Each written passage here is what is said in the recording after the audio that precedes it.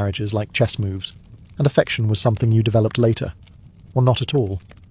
As one medieval proverb more or less stated, better a wealthy match with a grumpy face than a poor one with dimples. Romantic. Even among peasants, practical concerns ruled. A man's suitability was judged by his land, tools, or the size of his ox. And women?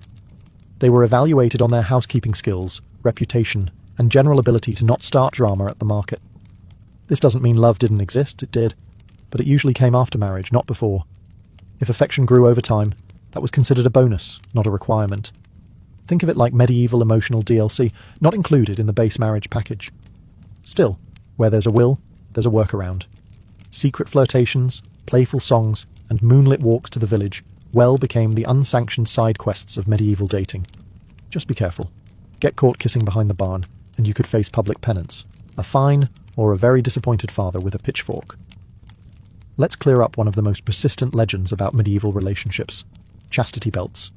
Yes, you've probably seen them in cartoons, historical dramas, or very unfortunate museum gift shops. Those iron contraptions allegedly locked around a woman's waist while her husband went off to war, leaving her physically and morally sealed. Except, not really.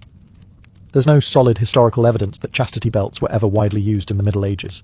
In fact, most examples we have today come from the Renaissance or even the Victorian era, periods more obsessed with the idea of medieval repression than with what actually happened.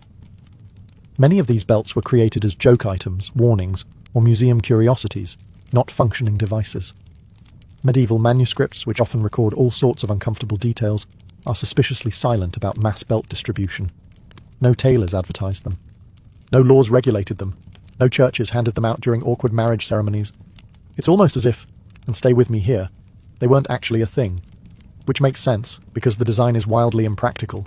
Medieval hygiene was already questionable. Now imagine adding a rusty metal contraption with no user manual, and a padlock that probably required a blacksmith.